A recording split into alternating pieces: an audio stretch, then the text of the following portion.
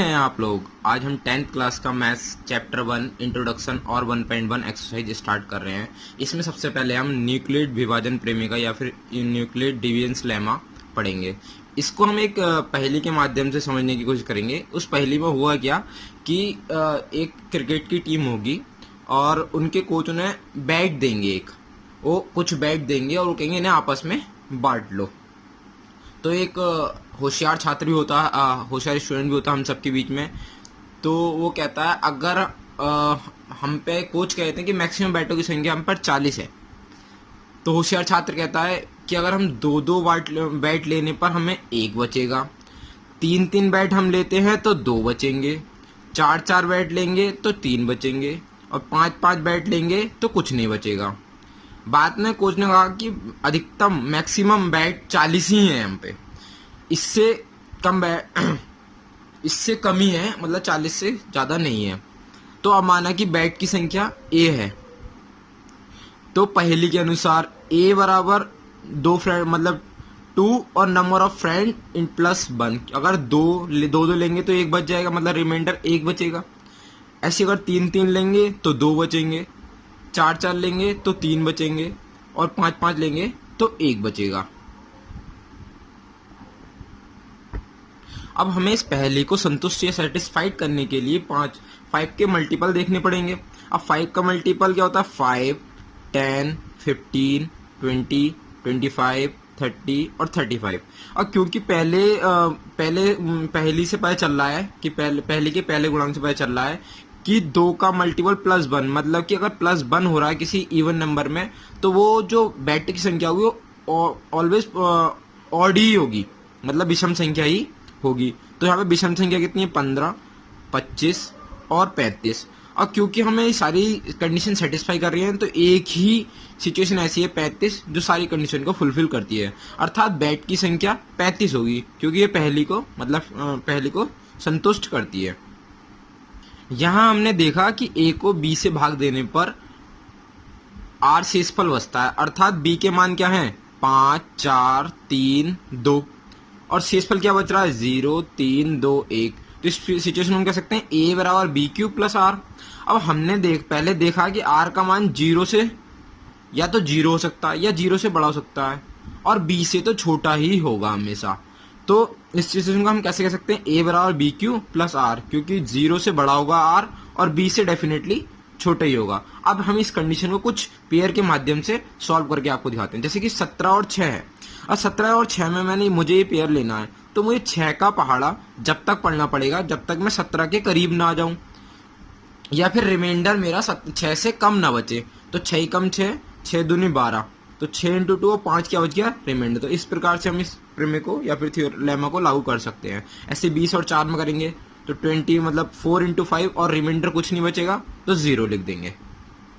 तो इस प्रकार हमारे न्यूक्लियेट की विभाजन प्रमेय प्रूव हो जाती है। अब आगे हम चलते हैं। अब न्यूक्लियेट की विभाजन एल्गोरिथम का प्रयोग करके एचसीएफ निकालना सीखेंगे। इसमें क्या होगा? यूजिंग जो फॉर्मूला होगा ए बराबर बी क्यू प्लस आर होगा, जहां पे ए क्या होगा? भाज्य या फिर डिविडेंड, बी क्या होगा? भाजक या फिर डिवाइजर, या फिर क्यू क्या होगा? क्वोशिएंट या फिर भागफल, और आर रिमाइंडर। अब जैसे कि हमें 24 और 10 का एचसीएफ निकालना है, तो स्टेप 1 में हम देखेंगे कि कौन सा नंबर बड़ा है। तो जो बड़ा हो वो उसको ले लो ए और जो छोटा उसको ले लो बी। तो 24 को मैंने लिखा और इसको 10 × 2, जब तक इसको इस स्टेप को फॉलो करते रहेंगे जब तक कि रिमाइंडर 0 ना है। 10 × 2 और रिमाइंडर जो 4।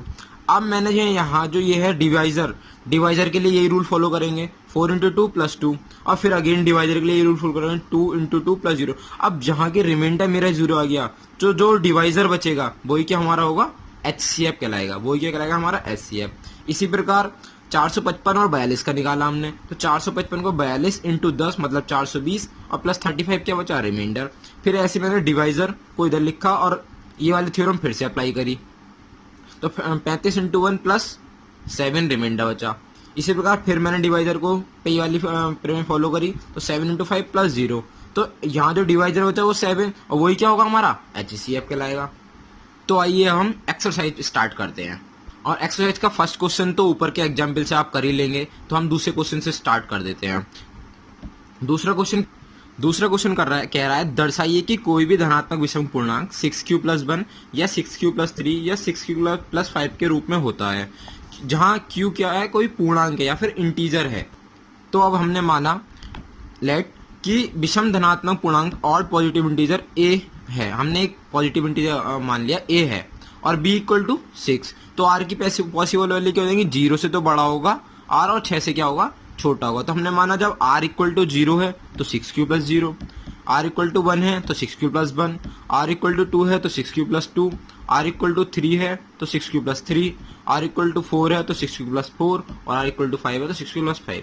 अब क्योंकि अकॉर्डिंग टू द क्वेश्चन कह रखा है क्वेश्चन में कि a क्या है, ऑड पॉजिटिव इंटीजर या फिर विषम धन पूर्णांक, तो विषम धन पूर्णांक में 6q, 6q+2 और 6q+4 ये तो इवन होंगे ना, इवन पॉजिटिव इंटीजर या फिर सम धनात्मक पूर्णांक होंगे। तो ये तो हमारे क्वेश्चन को सेटिस्फाई नहीं करते। अच्छा, ये समधन पूर्णांक क्यों होंगे ये आप मुझे कमेंट सेक्शन में बता दीजिए जरूर। अर्थात 6q+1, 6q+3, 6q+5 यही क्या होंगे, विषम धन पूर्णांक या फिर ऑड पॉजिटिव इंटीजर होंगे। तो इसी प्रकार हमारा क्वेश्चन दूसरा भी सॉल्व हो जाता है। तो आइए अब तीसरा क्वेश्चन कर लेते हैं। तीसरा क्वेश्चन क्या है कि किसी परेड में 6 से 16 सदस्य वाली एक सेना की टुकड़ी को 32 सदस्यों वाले एक आर्मी बैंड के पीछे मार्च करना है।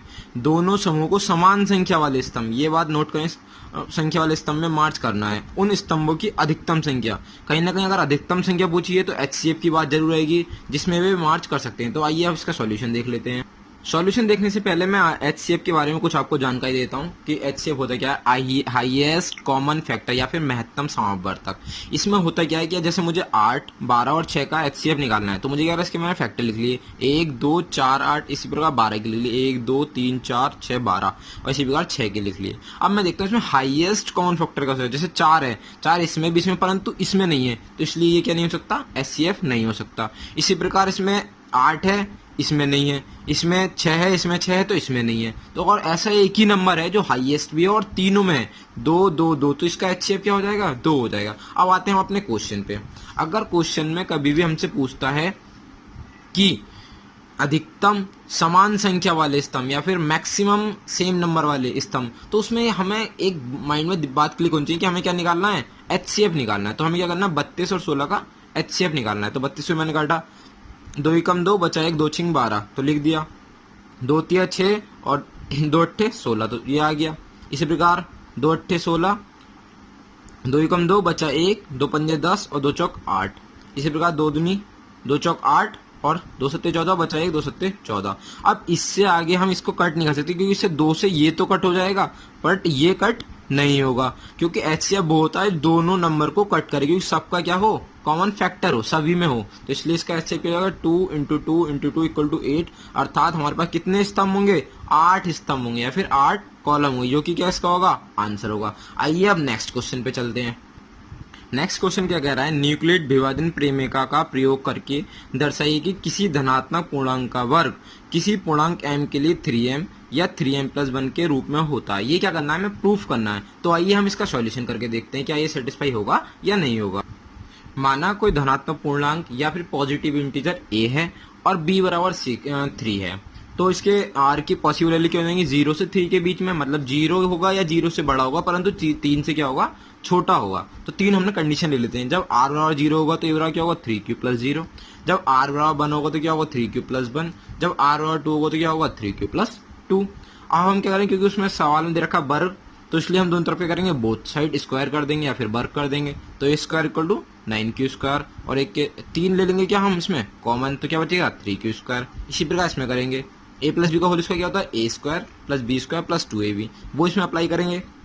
तो 9q² + 6q और +1, ठीक है। इसी प्रकार इसमें हमने क्या करा, 3 कॉमन ले लिया, इन दोनों चीजों में से 3 कॉमन लेते हैं, मतलब 3q² + 2q और +1 एज इट इज। अब ऐसे यहाँ पे करेंगे हम, तो यहाँ पे होल स्क्वायर दोनों तरफ स्क्वायर करा, स्क्वायर खोला, 9q² + 12q + 4।